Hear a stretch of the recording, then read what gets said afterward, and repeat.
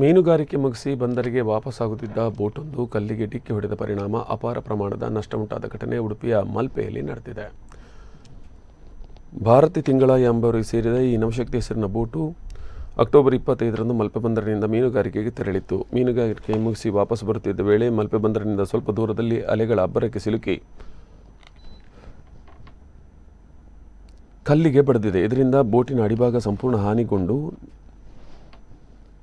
ನೀರು ಬೋಟಿನ ಒಳಹೋಗಿ ಸಂಪೂರ್ಣ ಮುಳುಗುವ ಸ್ಥಿತಿ ತಲುಪಿತ್ತು. ತಕ್ಷಣ ಸಮೀಪದಲ್ಲಿದ್ದ ಬೇರೆ ಹಡಗಿನವರು ಬೋಟ್ನಲ್ಲಿದ್ದ ಮೀನುಗಾರರನ್ನು ರಕ್ಷಿಸಿ ಬೋಟನ್ನು ಮಲ್ಪೆ ಬಂದರಿಗೆ ಇಳಿತಂದಿದ್ದಾರೆ. ಮೀನು, ಬಲೆ ಹಾಗೂ ಇನ್ನಿತರ ಸಲಕರಣೆಗಳು ಸಮುದ್ರ ಪಾಲಾಗಿದ್ದು ಒಟ್ಟು 20 ಲಕ್ಷ ರೂಪಾಯಿ ನಷ್ಟ ಉಂಟಾಗಿದೆ ಎಂದು ಅಂದಾಜಿಸಲಾಗಿದೆ. ಈ ಕುರಿತು ಮಲ್ಪೆ ಠಾಣೆಯಲ್ಲಿ ಪ್ರಕರಣ ದಾಖಲಾಗಿದೆ.